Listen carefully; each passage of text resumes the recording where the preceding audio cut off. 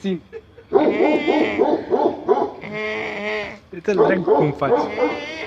Uite-l cum face. Uite că se mișcă cu totul. Gata, ce-a schimbat Asilu.